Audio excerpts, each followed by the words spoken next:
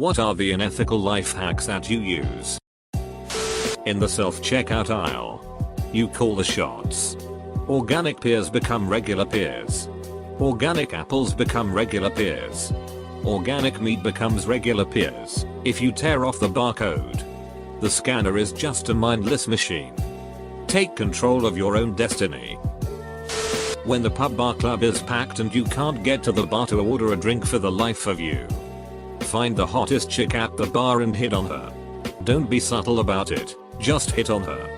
She will leave and you can get her place. If you want to lie, make a part of the lie something shameful. Everybody will believe you. On Chrome you can inspect Element and change the text on any website. I changed the price on Amazon sold electronics. Print off the page. Take it into Best Buy and have them price match it. Recently I have had some employees check Amazon then and there, so now I use Walmart website. Edit, for the people calling this fraud. The top comment is fraud as well. My boy, that's fraud and you can go to jail for it. Be told. Didn't say it was legal. A yellow reflective vest and a confident attitude can get you pretty much anywhere unquestioned. That will only get you so far. If you want to get into higher security areas you will also need a clipboard. My boss orders a wheelchair at the airport every single time to get through security faster. She even makes the staff member pushing her take her through duty free. My 93-year-old father does the same thing. He doesn't need the wheelchair, he walks a mile every day up and down a hilly street. He also wears a ball cap with the name of the ship he was on during WW2. The flight attendants fawn over him and give him free drinks and earbuds. It's awesome to watch in person. Anytime I get ranch dressing at a pizza place, I ask for it after I've paid. They never bother making you pay another 50 cents. Hey. I do this at MCD's when I want some extra McNuggets dipping sauce. The key is to do it at the drive-through pickup window after they just handed you their order, and hold out a credit card and act like you sincerely forgot to order some extras at the order board. Doing this just threw a monkey wrench into the finely oiled machine that is the drive-through ordering process. Never offer cash as the attendant will probably pocket it. When ambushed by chuggers, not sure if other countries call them this, but those semi-legitimate professional charity collectors with clipboards who skim off the majority of your direct debit. Don't say a word. Do not say no. Go away. Duck you, they are trained to pounce. If they say nice hat, do not say thanks, they are trained to pounce. Just raise your hand, stop quieting gesture, and they'll leave you be. Unethical because rude, but okay because duck that whole industry. If you want to know the best fried chicken places in England, follow a group of blacks or Asians around for a few hours. Eventually they will get hungry and all congregate at the said fast food place. Then make a note of that said place and come back when it's lighter and less dangerous. I didn't realize that stereotype existed anywhere outside of the US. Till when a man breaks into your house, even when lacking intent of any form of bodily harm, brutally murder him in a manner that appears defensive. Preferably with a melee weapon such as a Bowie knife, kitchen utensil, or a 5D battery mag light. Your neighbors will leave you alone for sure. Can confirm. I use it all the time. Especially the mag light element. Good god. Those things could conk out a cow. I have made a set of logic in my mind to make this one ethical. When roll up is on at Timmy's, if I have a free muffin tag or something, I will go through the drive-thru and order a large double and be like, I have a roll up for a free muffin too. It'll get a fruit explosion. 4 out of 5 times they forget to ask you for the roll up because you need to pay for the coffee. In their mind they are like, well, they paid. That is all. The key is to always buy one thing and always have the winning roll up in case they ask. I tell myself that I have done my duty as a consumer, and if they don't ask for the roll up, it's on them. Canadian thug life. I once posted fake job ads online on Craigslist when I was applying for a job so that I could look at the competition's resumes and wear them down by never having them never get any callbacks. People look for actual jobs on Craigslist. When you take out the soup from microwave, it is too hot to take it with hands. Take 2 slices of bread in each hand and take it out without problem. Plus the bread gets warm. You are unethical to the bread loaf. This gets a rise out of the bread. If you have a crack in your windshield, you can just call the "How's my driving" number on the back of some trucks and tell them the truck kicked up a stone or something.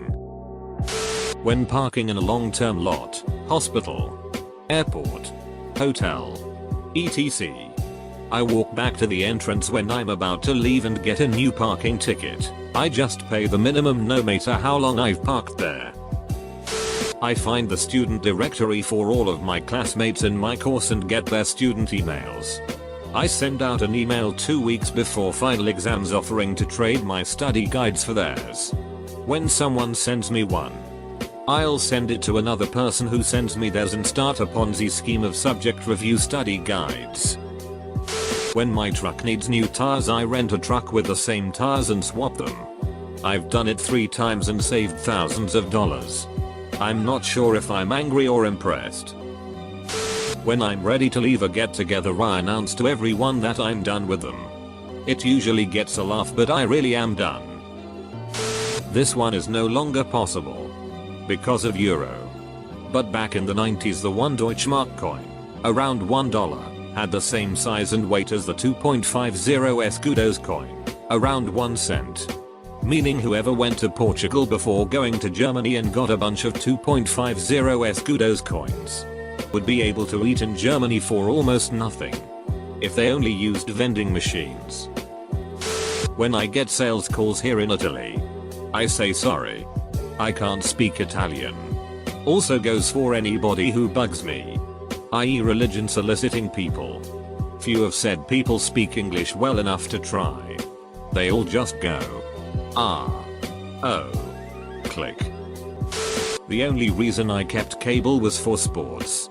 So when I cut the cable, I just started streaming football games.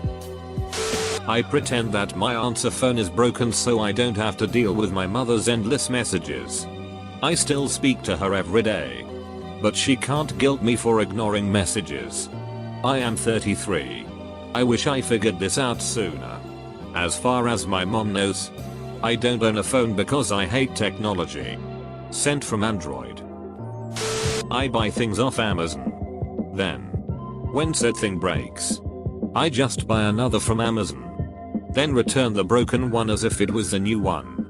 Works. Every time. Back in my homeless panhandling days, if I was panhandling with a sign where there was foot traffic, I'd make sure to take most of the money I'd been given out of the container so it looked like I hadn't been given as much.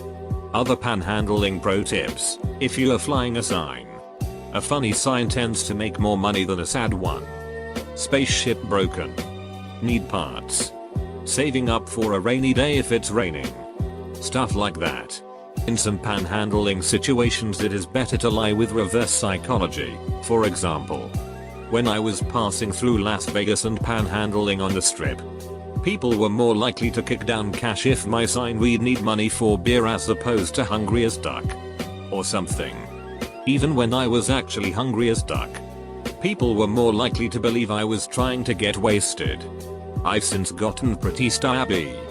Have a good job, car, apartment, etc. Honestly, working a job is much easier on a person's psyche than panhandling. People calling you a piece of shit all the time or always questioning your motives or trying to solicit you for sex can really weigh you down. You know those vending machines with card swipes? Usually, you have to press end in order for the machine to stop charging your card, which most people don't do. Stand behind someone using a card and you might get free snacks. The ones on campus used to be like that, but they've changed them now where you have to re-swipe if you want another thing. I'm guessing people were exploiting that and they decided to change it. You don't have to go the speed limit. You just have to drive slower than the black guy in front of you. When I just wanted to leave work a couple of times, I insinuated to my male supervisor that I had a menstruation issue and he sent me home immediately, no questions asked. This doesn't always work with female bosses. They'll often insist you come back when you're cleaned up. If I have a job at work that takes 4 hours to do, I'll do it in 4. DOS about 4 hours, then submit and say it took 8. People that fail to do that inevitably get screwed by the man and its work culture to push for more. When your headphones break, especially if you get cheap ones, buy the same ones that you had before. After cleaning the old ones, put them in the package and return the package. But keep the new ones. Always say they were defective and broke only after a few days. Make sure you have the receipt. If you use the word defective, they have to take it back as long as you have the receipt.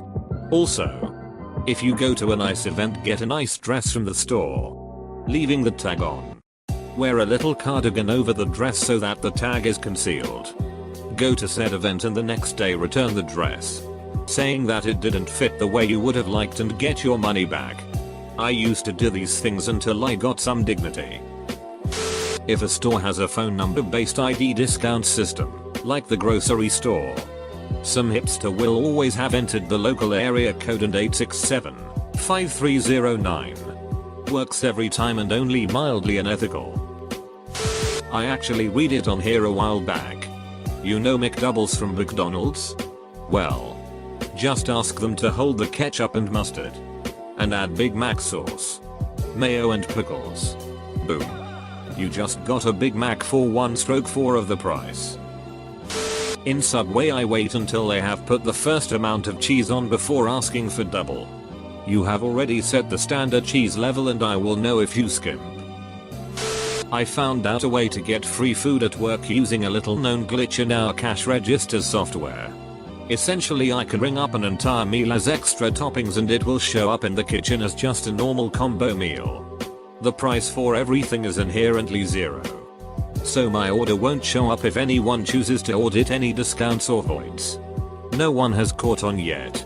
It would take a very perceptive back of house worker to notice that the order didn't get sent to their specific station and only the main screen.